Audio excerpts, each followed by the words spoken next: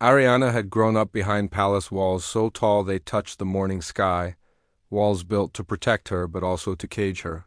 She was the only daughter of King Aldrich, heir to a kingdom that adored her beauty, elegance, and kindness. Yet no one truly knew the girl inside the golden dresses and royal jewels.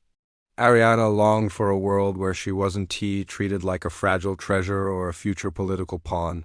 She wanted laughter, freedom, real conversations, and people who spoke to her without bowing every 5 seconds. She wanted to breathe. And fate listened in a way she never expected. It happened on the morning of the Harvest Festival, the only time commoners were allowed inside the outer palace grounds. Ariana, disguised under a simple cloak, slipped away from her guards and wandered into the bustling marketplace. The air smelled of roasted bread, sweet pears, and warm cinnamon.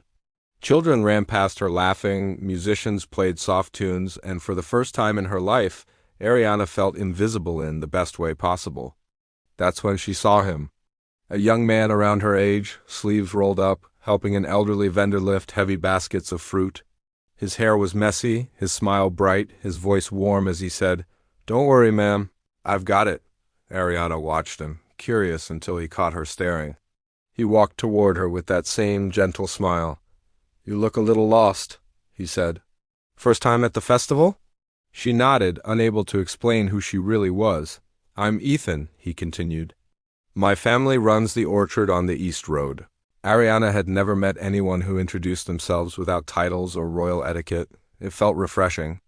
She introduced herself simply as Aina. Ethan showed her around the festival, helping her taste sweet pastries, teaching her how to throw festival darts, and laughing when she missed every target. She felt alive, truly alive, like she had discovered a version of herself she never knew existed.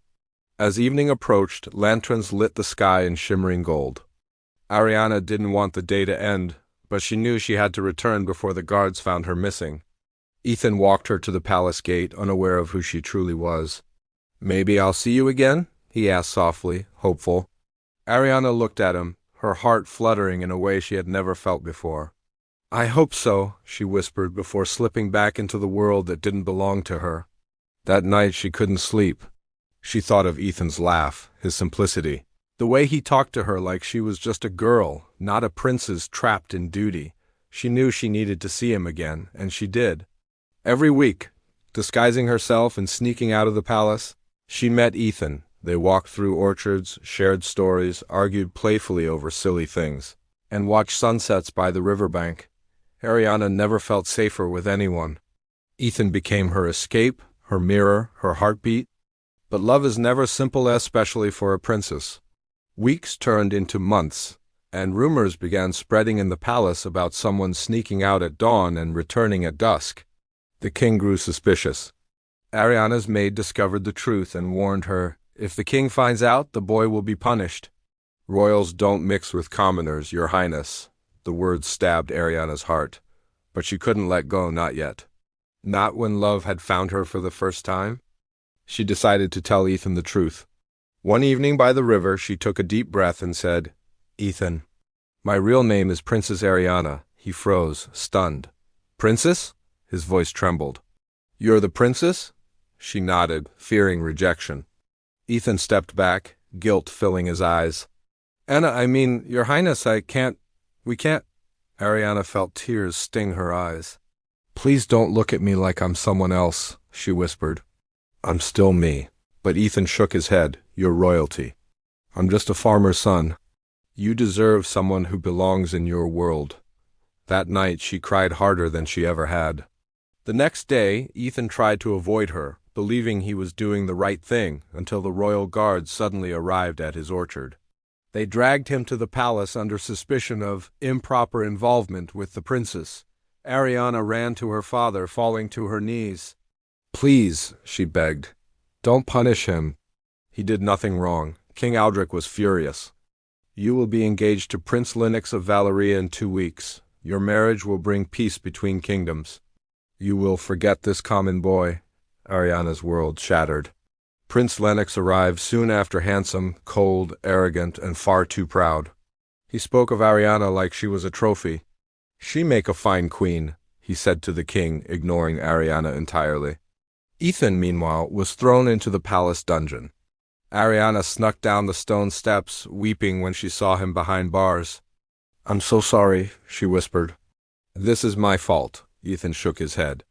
"I would face this 1,000 times if it meant meeting you again." She grabbed his hands through the bars.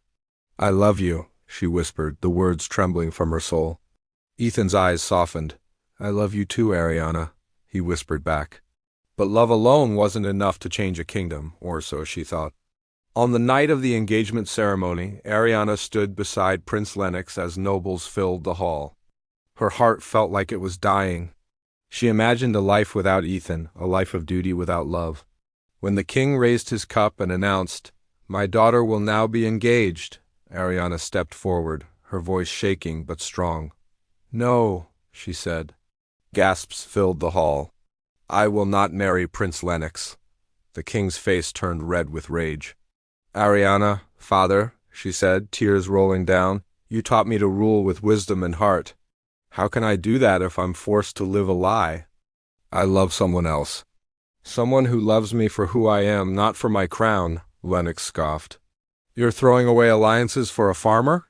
Ariana lifted her chin. "For a man who sees me as a person, not a prize." In the crowd, whispers spread like wildfire.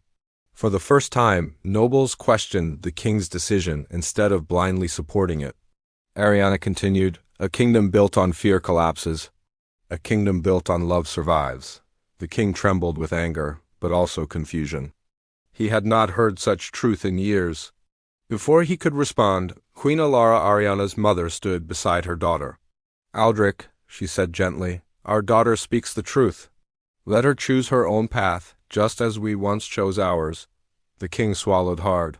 He remembered their own forbidden love story, long buried under politics and pride. After a long, tense silence, he turned to the guards. "Release the boy." Moments later, Ethan was brought into the hall. He looked lost, overwhelmed, unworthy, until Ariana ran to him and held his hands tightly. She looked at her father with pleading eyes. The king sighed, defeated by the power of love and truth. "If this is the man you choose," he said, "then so be it." Tears filled Ariana's eyes. Ethan was speechless. The crowd erupted in murmurs, some shocked, some moved, some inspired. Prince Lennox stormed out, furious, but his departure no longer mattered. Ariana hugged Ethan tightly, whispering, "We did it."